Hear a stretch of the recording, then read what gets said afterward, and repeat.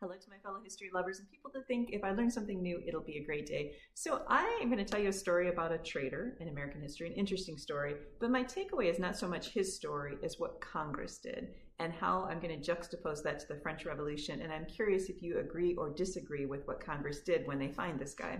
So, here's the story.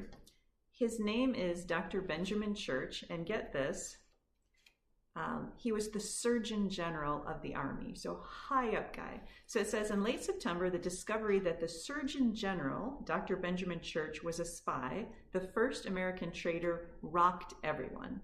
Church had been one of the local dignitaries who had escorted Washington into Cambridge. He was as prominent and trustworthy a man as any in the province, it was thought, a member of the Provincial Congress, a poet and author, a Harvard classmate of John Hancock, and an outspoken patriot. Yet the whole time he had been secretly corresponding with the British in cipher, like in code, and was in their pay.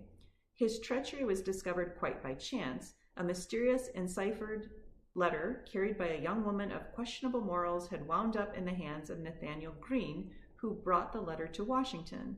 When the woman was apprehended, she confessed that the letter was Church's, the letter was deciphered, and Church was exposed. The whole army, indeed all of New England and the Congress in Philadelphia, were stunned.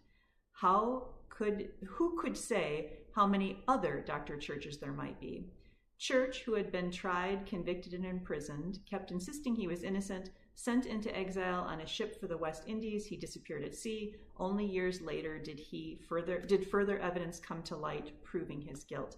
But what had originally surprised me is that he wasn't executed, and why wasn't he? So I had looked into that, and I was fascinated when I learned that the reason that he wasn't executed was the Continental Congress had not yet enacted a specific law to punish spies in the colonies with death. So a huge shout out at this point to say basically they were saying unless there's actually a law, we can't do this. They were really trying to build a nation built on laws. And I'm going to juxtapose that just really quickly with the French Revolution, which, as you know, went off the rails, right? And they were executing people right, left, and center with no reasons at all. But the fact that the Continental Congress kind of held back, even though they might have thought, well, here's a guy we can make an example of, they don't. And instead, he was sentenced to life in prison. Now, they do change this. It says within a few weeks of Church's conviction, the Continental Congress officially updated the Articles of War in November 7th, 1775 to mandate a death penalty for spies. But the fact that they didn't just go there without the law, I think is what helped build our country. Anyway, thanks for letting me share. Agree or disagree, I'd like to know. I'll see you tomorrow.